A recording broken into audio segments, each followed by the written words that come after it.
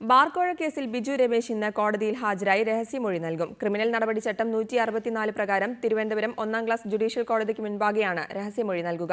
ബാർക്കോഴ അന്വേഷിക്കുന്ന പ്രത്യേക വിജിലൻസ് സംഘത്തിന്റെ അപേക്ഷ പ്രകാരമാണ് നടപടി. വിജിലൻസിന് നൽകിയ മൊഴിയിൽ ഉറച്ചു നിൽക്കുമെന്നും കൂടുതൽ തെളിവുകൾ കോടതിക്ക് കൈമാറുമെന്നും ബിജു രമേശ് പറഞ്ഞു. ബാർക്കോഴ അന്വേഷിക്കുന്ന വിജിലൻസ് സംഘം ബാർ ഉടമകളിൽ നിന്ന് മൊഴി രേഖപ്പെടുത്തുന്നത് പൂർത്തിയായതോടെയാണ് ബിജു രമേശിന്റെ രഹസ്യമൊഴി രേഖപ്പെടുത്താൻ തീരുമാനിച്ചത്. ഇക്കാര്യം ചൂണ്ടിക്കാട്ടി തിരുവനന്തപുരം ജുഡീഷ്യൽ 1-ാം ക്ലാസ് മജിസ്ട്രേറ്റ് കോടതിയിൽ അന്വേഷണ സംഘത്തലവൻ SP സുകേശൻ അപേക്ഷ നൽകി. ഇത് പരിഗണിച്ചാണ് നാളെ ഉച്ചയ്ക്ക് ശേഷം ബിജു രമേശിന്റെ രഹസ്യമൊഴി കോടതി രേഖപ്പെടുത്തുക. ക്രിമിനൽ നടപടിച്ചട്ടം 164-ാം വകുപ്പ് പ്രകാരമാണ് മൊഴി രേഖപ്പെടുത്തുന്നത്. ബാർക്കോഴ അന്വേഷണത്തിനൊടുവിൽ വിജിലൻസ് കേസ് രജിസ്റ്റർ ചെയ്യുകയും കേസ് കോടതിയിലെത്തുമ്പോൾ സാക്ഷികൾ മൊഴി മാറ്റുകയും ചെയ്യുന്ന സാഹചര്യം ഒഴിവാക്കാനാണ് വിജിലൻസ് രഹസ്യമൊഴി രേഖപ്പെടുത്തുന്നത്. സമ്മർദ്ദം ചെലുത്തി KM മാണിക്കെതിരെ മൊഴി രേഖപ്പെടുത്തിയെന്ന ആരോപണവും അന്വേഷണ ഉദ്യോഗസ്ഥർ വിചാരണ ഘട്ടത്തിൽ നേരിടേണ്ടി വരും.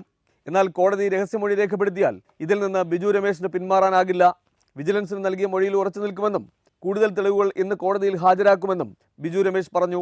പക്ഷേ നാളെ കോടതിയെ മുമ്പായി ഹാജരാകുമ്പോൾ എനിക്ക് ബാർ അസോസിയേഷനുമായി ബന്ധപ്പെട്ട് കഴിഞ്ഞ 3 വർഷമായി നടന്നിട്ടുള്ള സാമ്പത്തിക ഇടപാടുകളെക്കുറിച്ച് എനിക്കറിയാവുന്ന വിവരങ്ങൾ പൂർണ്ണമായി നടന്നിട്ടുള്ള ഇതിനകത്ത് നടന്നിട്ടുള്ള അഴിമതികളെക്കുറിച്ച് പൂർണ്ണമായി ഞാൻ കോടതിയെ മുമ്പായി ധരിപ്പിക്കും. കാര്യം ഇനി മറ്റൊരു ഏജൻസി വരികയോ വേറൊരു കാര്യത്തിൽ രണ്ടാമത് റീഇൻവെസ്റ്റിഗേഷൻ എന്തെങ്കിലും വരികയോ ചെയ്യുകയാണെങ്കിൽ ഉള്ള പൂർണ്ണ വിവരങ്ങൾ അതിനകത്ത് നൽകും.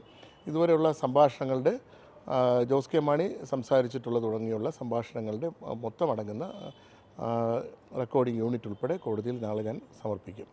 മറ്റ് ബാർ ഉടമകളുടെ രഹസ്യമൊഴി രേഖപ്പെടുത്തണമെന്ന അപേക്ഷ ഭാവിയിൽ കോടതിക്ക് സമർപ്പിക്കാനും വിജിലൻസ് ആലോചിക്കുന്നു. റിപ്പോർട്ടർ, തിരുവനന്തപുരം.